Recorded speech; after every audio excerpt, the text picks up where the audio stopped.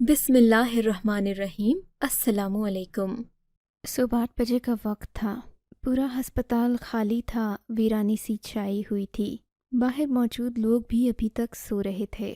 سردیوں کے دن تھے، لوگ دھوپ میں پڑے ہوئے تھے۔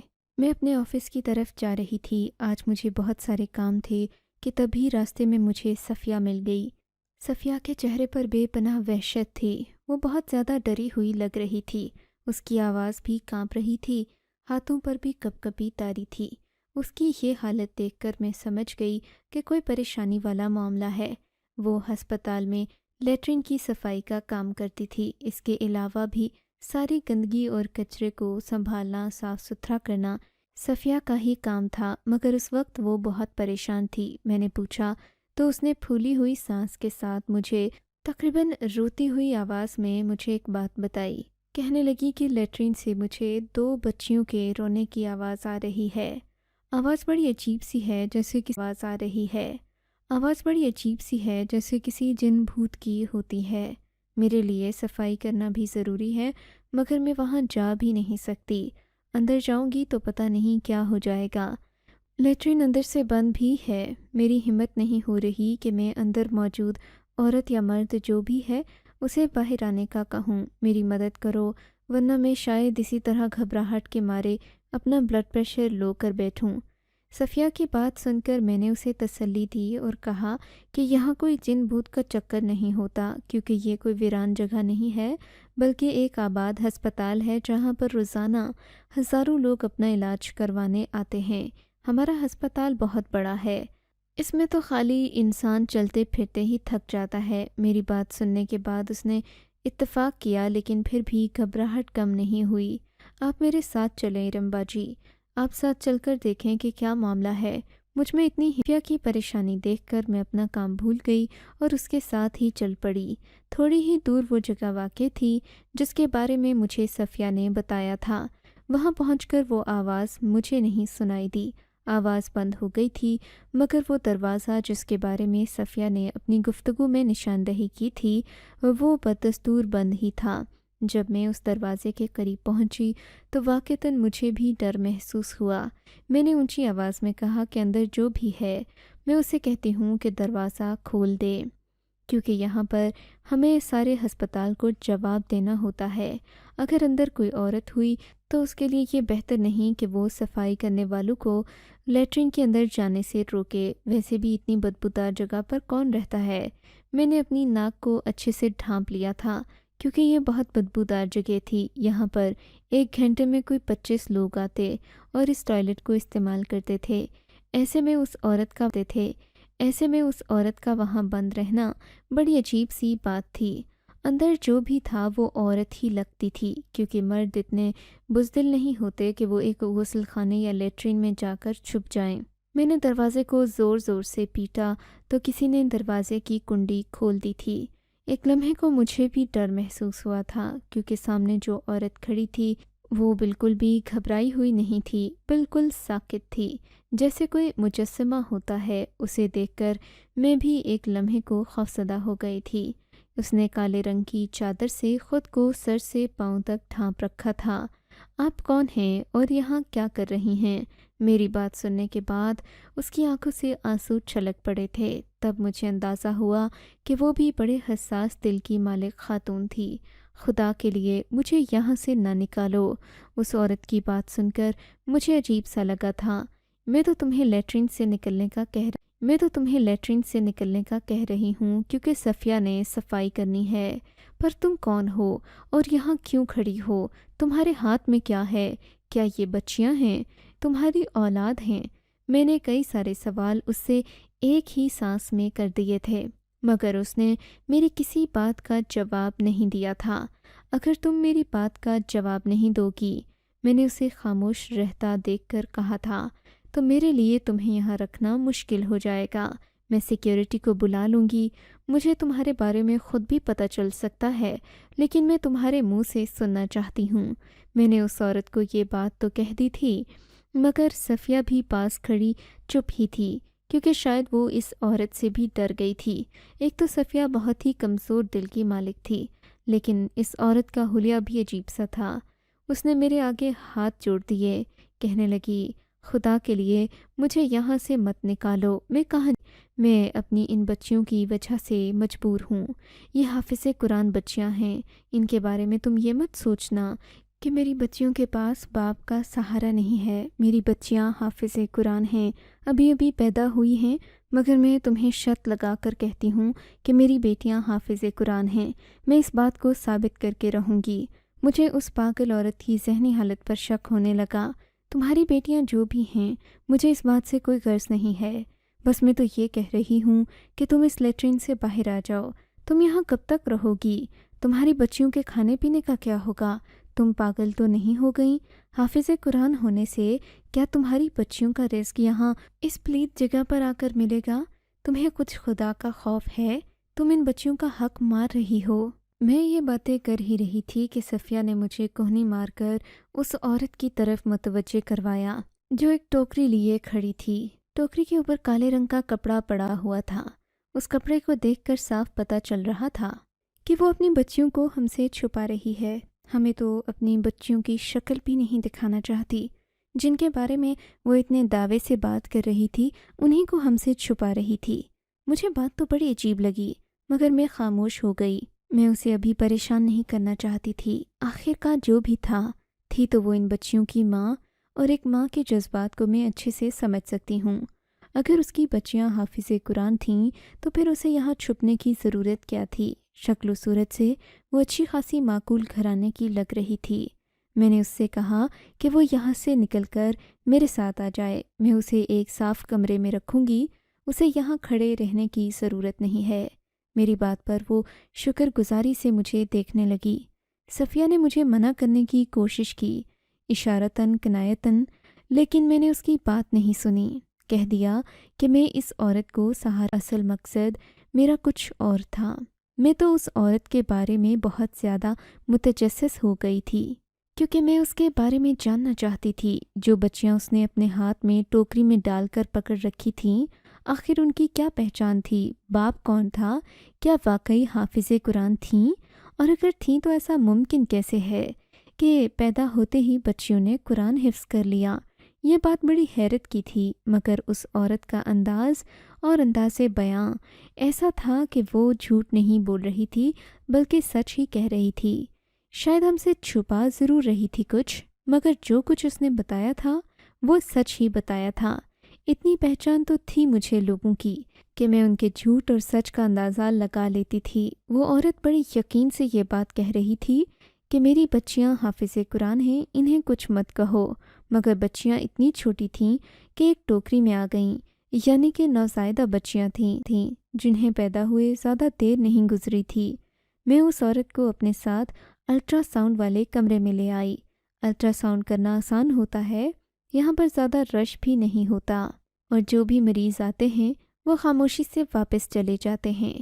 زیادہ مریضوں کا جمگٹھا بھی نہیں ہوتا۔ جس کا الٹرا ساؤنڈ کیا جاتا ہے صرف اسی کو کمرے کے اندر لایا جاتا ہے۔ اسی لیے میں نے دل میں ارادہ کر لیا کہ میں اس عورت کو یہاں پر رکھوں گی تاکہ اس کی حفاظت بھی ہو اور اسے تھوڑا آرام بھی ملے۔ میں جلدی سے اسے الٹرا ساؤنڈ والے کمرے میں لا کر کینٹین سے اس کے لیے جوس لینے چلی گئی۔ جوس اور بسکٹ اسے لا کر دیے۔ میرا خیال تھا کہ اب وہ مجھ پر اعتبار کرے گی، مجھے اپنی بچیوں کا چہرہ دکھائے گی، مگر ایسا کچھ نہیں ہوا۔ اس نے اپنی بچیوں والی ٹوکری سے کپڑا نہیں ہٹایا، بلکہ چپ چاپ بیٹھی بسکٹ کھاتی رہی اور جوس پیتی رہی۔ مجھے اس کا یہ سب کچھ کرنا بڑا عجیب لگ رہا تھا۔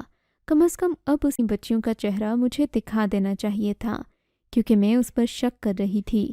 پتہ نہیں بچیاں ہیں یا کچھ اور لے کر گھوم رہی ہے۔ دل میں سوال تو آیا، مگر اسی وقت اس کی بچی نے رونا شروع کر دیا تو وہ اس کی طرف متوجہ ہوئی، مگر اس نے وہ کپڑا بڑی احتیاط کے ساتھ ہٹایا کہ میں دیکھ نہ سکوں۔ مجھے بڑا برا لگا۔ اس نے اپنی بچی کو چپ کروایا تو میں نے سوال کر دیا، تم اپنی بچی کا چہرہ مجھے کیوں نہیں دکھاتی؟ کیا میں تمہیں اتنی بری لگتی ہوں؟ میں نے تمہاری مدد کی اور تم اتنا سا یقین نہیں کر پا رہی مجھ پر؟ میری بات سن کر اس نے بے بسی سے مجھے دیکھا اور بولی، معاف کیجیے گا، لیکن میں آپ کو اپنی بچیوں کے چہرے نہیں دکھا سکتی۔ یہ حافظ قرآن ہیں اور میں انہیں شروع سے پردے میں رکھوں گی، مگر میں تو عورت ہوں، تمہاری بچیوں کو دیکھ سکتی ہوں۔ میں نے اس عورت کو لاکھ دلیلیں دینے کی کوشش کی، مگر وہ اس بات پر بضد رہی کہ اپنی بچیوں کا چہرہ نہیں دکھائے گی۔ اب تو میرے دل میں تجسس بڑھ چکا تھا۔ ظاہر ہے انسان کو جس چیز سے منع کیا جائے وہ اسی کی طرف متوجہ ہوتا ہے۔ میرا بھی یہی حساب تھا۔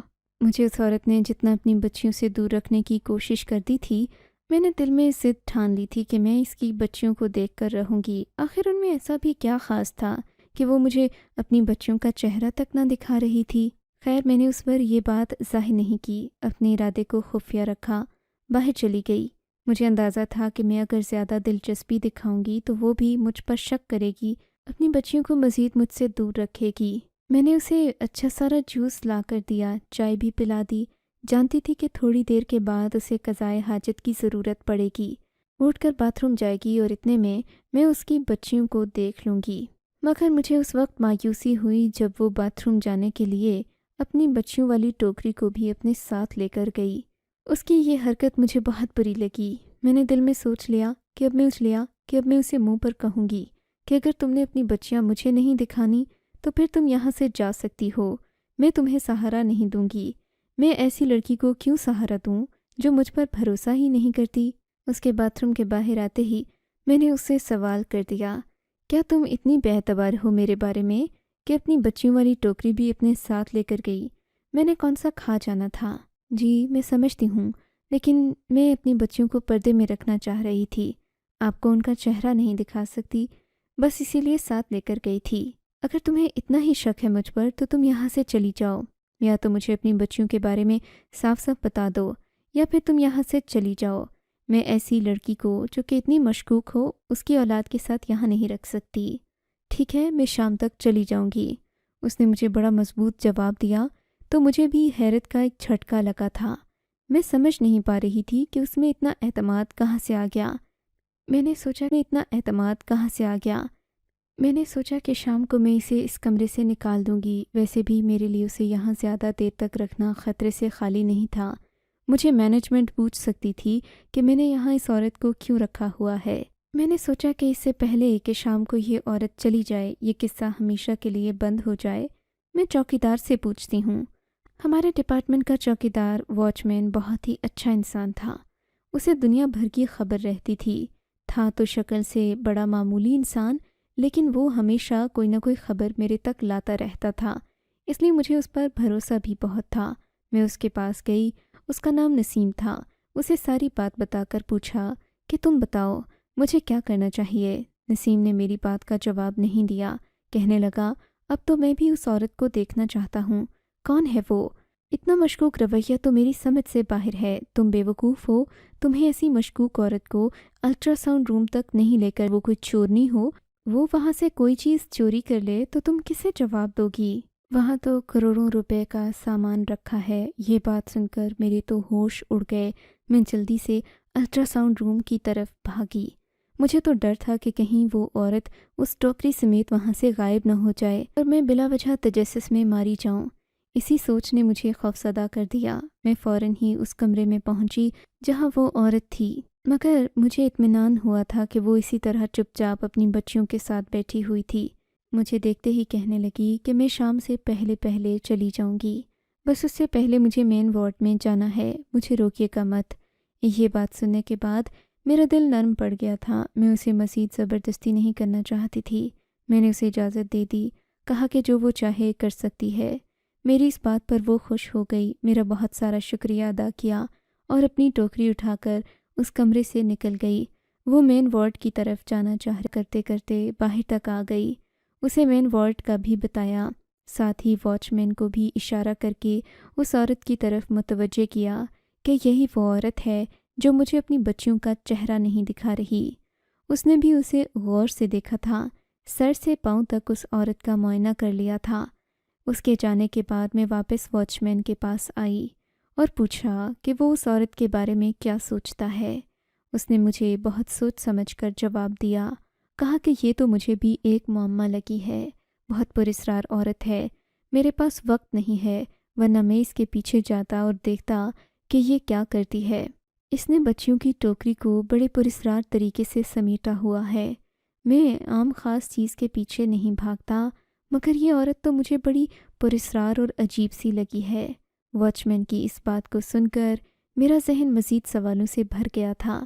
میں اس عورت کا پیچھا کرنا چاہتی تھی کیونکہ وہ کسی تو نہیں بتا رہی تھی کہ یہ بچیاں کون ہیں، ان کا باپ کون ہے، اور وہ مجھے ان کی شکل کیوں نہیں دکھا رہی۔ میں اس پر زبردستی بھی نہیں کر سکتی تھی کیونکہ ہسپتال کے ماحول کے خلاف جاتی تھی یہ چیز۔ اسی لیے میں نے مین وارڈ تک اس کا پیچھا کیا۔ دیکھا کہ وہ وہاں سے نکلنے کے بعد مرکزی دروازے کی طرف چل پڑی تھی۔ میں نے اپنی چادر پھیلا کر لے لی تھی۔ اب میں نرس والے حلیے سے نکل کر ایک عام عورت لگ رہی تھی۔ وہ عورت مجھے دیکھتی بھی تو پہچان نہ پاتی کہ میں کون ہوں۔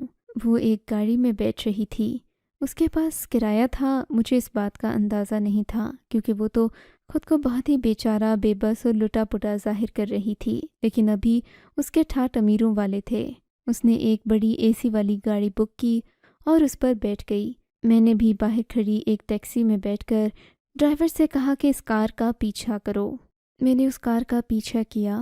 وہ کار تو ایک بڑی بستی کی طرف جا رہی تھی۔ اس بستی میں اکثر میلے وغیرہ لگتے تھے۔ ان میلوں میں جانے والے لوگ کافی فارغ الذہن ہوتے تھے۔ بچپن میں ہم بھی ان میلوں میں جاتے تھے۔ جب کار اس علاقے میں داخل ہوئی تو مجھے اندازہ ہو گیا تھا کہ آج یہاں پر ایک میلہ لگا ہوا ہے۔ میلے کی رونقیں بہت زیادہ تھیں۔ وہ عورت اس گاڑی سے اتری، گاڑی والے کو کرایہ دیا اور اس میلے کے اندر داخل ہو گئی۔ میں نے دیکھا کہ اس عورت کے چہرے پر ابھی بھی کالی چادر تھی۔ وہ میلے میں ایک خاص کمرے میں چلی گئی تھی۔ اس کمرے میں صرف اسٹاف کے لوگ ہی جا سکتے تھے، عام انسان تو وہاں نہیں جا سکتا تھا۔ مجھے یہ دیکھ کر سخت حیرت ہوئی تھی۔ اس عورت کی تو بڑی پہنچ تھی۔ یہ کوئی معمولی عورت نہیں لگتی تھی، یہ تو بڑی پہنچ والی تھی۔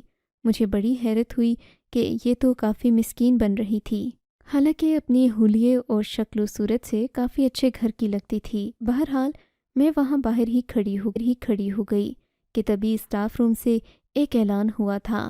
اعلان کے مطابق اب ایک معجزہ لوگوں کو دکھایا جانے والا تھا، جس میں 2 نوزائیدہ بچیوں کی نمائش کی جانی تھی۔ وہ نوزائیدہ بچیاں حافظ قرآن تھیں۔ بچیاں کل ہی پیدا ہوئی تھیں مگر انہیں قرآن سارا حفظ تھا۔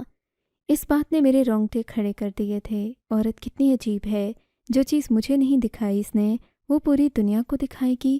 یا اللہ، یہ کیا معجرہ ہے۔ بہرحال اب تو میرا تجسس مزید بڑھ چکا تھا۔ انتظار کی گھڑیاں تھیں کہ ختم ہی نہیں ہو رہی تھیں۔ میں نے فوراً میلے والوں سے 500 روپے کا ٹکٹ لیا اور میلے کے اندر داخل ہو گئی۔ ان بچیوں کو سب کے سامنے لایا گیا۔ ٹوکری میں رکھی ان بچیوں کی شکل دیکھتے ہی میرے قدموں تلے سے زمین نکل گئی تھی۔ ان بچیوں کے منہ سے قرآن پاک کی آواز نکل رہی تھی۔ ایک بچے کی آواز میں ہی قرآن پاک پڑھا جا رہا تھا، پھر دوسری بچی کی پاک پڑھا جا رہا تھا، پھر دوسری بچی کی طرف متوجہ کیا گیا۔ جب لوگوں نے دوسری بچی کی طرف دیکھا تو اس کے منہ سے بھی قرآن کی آواز آ رہی تھی۔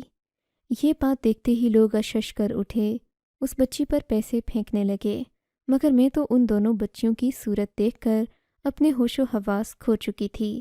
میں نے اسی وقت واچ مین کو فون کیا، ساری صورتحال سے آگاہ کیا تو وہ بھی مارے غصے اور حیرت کے پاگل ہو چکا تھا۔ کہنے لگا کہ تم وہیں پر رکو، میں ہسپتال کی انتظامیہ کو یہ بات لازمی بتاؤں گا، کیونکہ یہ کوئی چھوٹی بات نہیں ہے، ہمیں اس کے خلاف کارروائی کرنی چاہیے۔ واچ مین نے فون رکھا۔ اس کے تقریباً 15-20 منٹ بعد ہی پولیس کی گاڑیاں میلے کے باہر آ چکی تھیں۔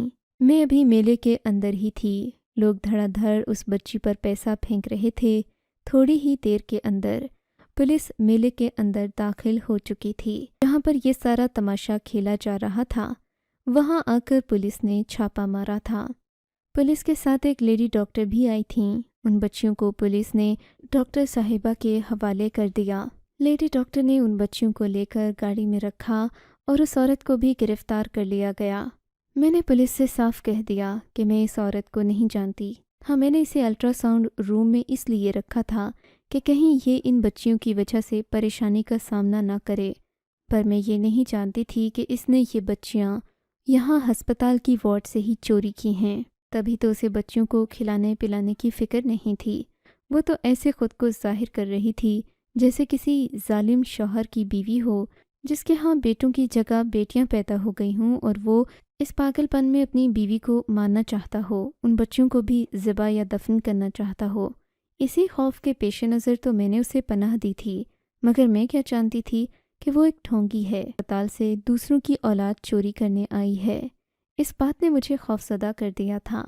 میں نے واچ مین کو ساری حقیقت بتائی۔ پولیس نے بھی میری بہت حوصلہ افزائی کی کہ میں نے اس عورت کا آخر تک پیچھا کیا، کیونکہ مجھے تو وہیں سے شک ہو گیا تھا جب وہ ان بچوں کے چہرے مجھ سے چھپا رہی تھی۔ خدا کا شکر ہے کہ میں نے ان بچیوں کو پہچان لیا جو کچھ ہی دیر پہلے ایک عورت کے ہاں پیدا ہوئی تھیں، لیکن میں ابھی تک یہ سمجھنے میں قاصر ہوں کہ آخر اس عورت کو ان بچیوں کی گمشدگی کا پتہ کیوں نہیں چلا۔ دنیا میں بلا شبہ بڑے بڑے دھوکے ہیں، ایسے دھوکوں سے بچ کر رہیے۔ آپ کو اگر یہ کہانی اچھی لگی ہے تو اس ویڈیو کو لائک کیجیے اور اس طرح کی مزید کہانیاں سننے کے لیے ہمارے چینل کو ضرور سبسکرائب کیجیے۔ کہانی سننے کا شکریہ۔ آپ سے ملاقات ہوگی اگلی ویڈیو میں، تب تک کے لیے اللہ حافظ۔